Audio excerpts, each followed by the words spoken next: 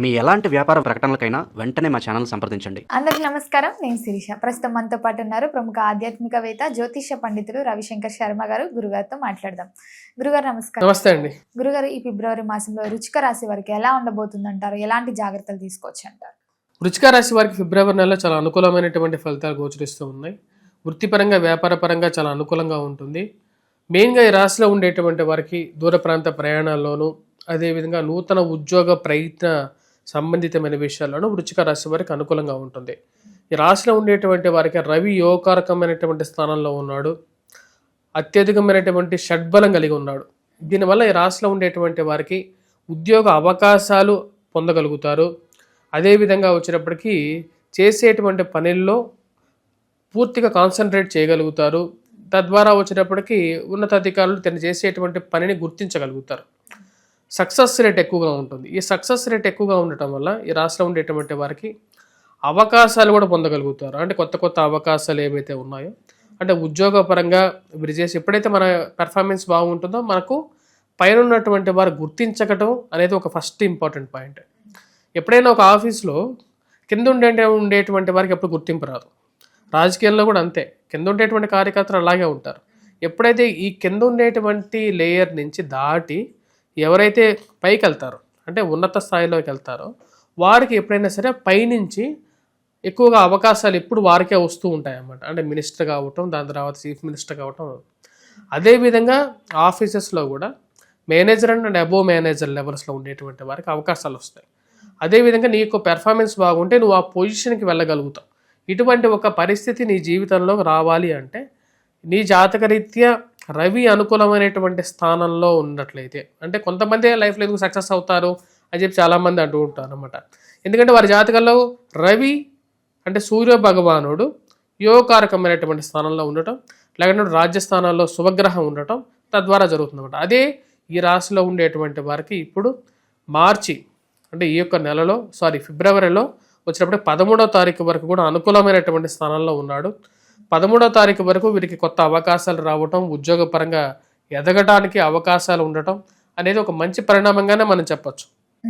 గురుగారు, మరి ముఖ్యంగా చూసుకుంటే విద్యార్థులకు ఎలా ఉంటుందంటారు ఈ మాసంలో? విద్యార్థులు, విద్యా సంస్థల్లో పనిచేసేటువంటి వారికి కూడా అనుకూలమైనటువంటి ఫలితాలు. మెయిన్గా ఏవైతే ఈ కాంపిటేటివ్ ఎగ్జామ్స్ అనేవి వస్తున్నాయో, అదేవిధంగా ఈ యొక్క వార్షిక ఎగ్జామ్స్ ఏవైతే ఉంటాయో, అంటే ఇయర్లీ ఎగ్జామ్స్ ఏవైతే ఉంటాయో వాటిలో ఉత్తీర్ణత సాధించగలుగుతారో, మంచి అవకాశాలు కూడా పొందగలుగుతారు. ఈ రాశిలో ఉండేటువంటి వారికి మెయిన్గా ఏంటంటే సొసైటీలో రికగ్నేషన్ పొందగలుగుతారు. 10 మందిలో గుర్తింపు పొందినప్పుడే తనలో ఉండేటువంటి ప్రతిభ అందరికీ తెలుస్తుంది అన్నమాట. ఇప్పుడు మిగతా వాళ్ళు ఎందుకు సక్సెస్ అవ్వట్లేదు, ఎందుకని మనకు మీడియా అంటే అంత ఇంట్రెస్ట్ ఉంటుంది అంటే, మీడియాలో ఉండేటువంటి వారికి వారి జాతకరీత్యా ఏదో ఒక అవకాశం అనేది వారి జీవితంలో ఉన్నట్లయితే వారికి 10 మందిలో వారి పేరు అనేది నానుతూ ఉంటుంది అన్నమాట.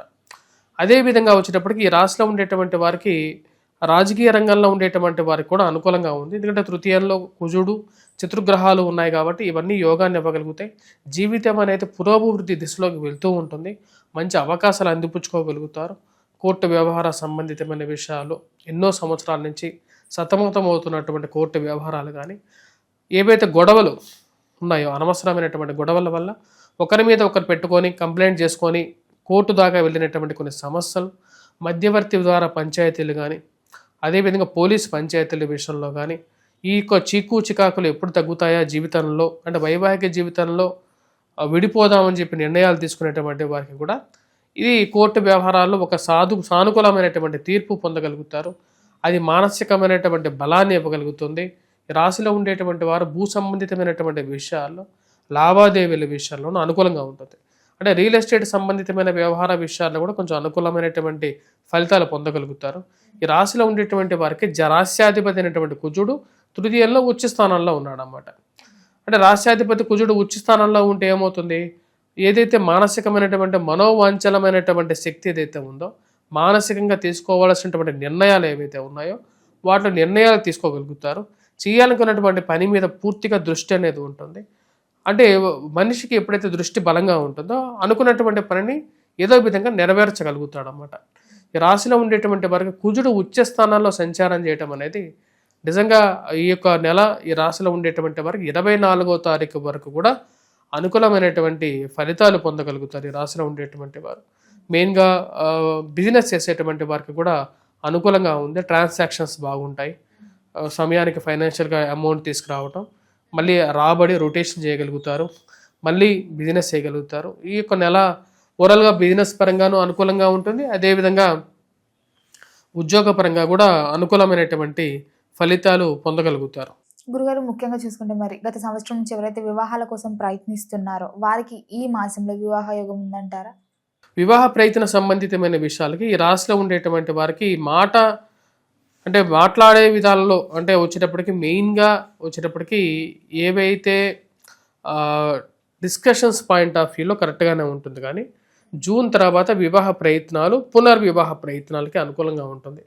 పునర్వివాహ ప్రయత్నాలు అంటే ఎవరికైతే డైవర్స్ అయ్యి రెండో వివాహం చేసుకోవాలనుకుంటున్నారో వారికి కూడా వచ్చేటప్పటికి రాబోతున్నటువంటి జూన్ తర్వాత గురువు ఎప్పుడైతే మంచి స్థానంలోకి ఉచ్చ స్థానంలోకి సంచారం చేస్తాడో కుటుంబం ఎదుగుదల, కుటుంబ ప్రాప్తి పొందగలుగుతారు జూన్ తర్వాత నుంచి.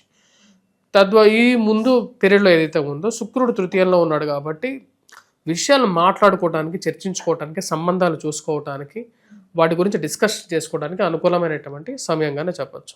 గురుగారు ముఖ్యంగా మరి రాజకీయ రంగంలో ఉన్న వారికి, సినీ రంగంలో ఉన్న వారికి ఎలా ఉంటుందంటారు? సినీ రంగంలో ఉండేటువంటి వారికి అవకాశాలు మెండుగా పొందగలుగుతారు.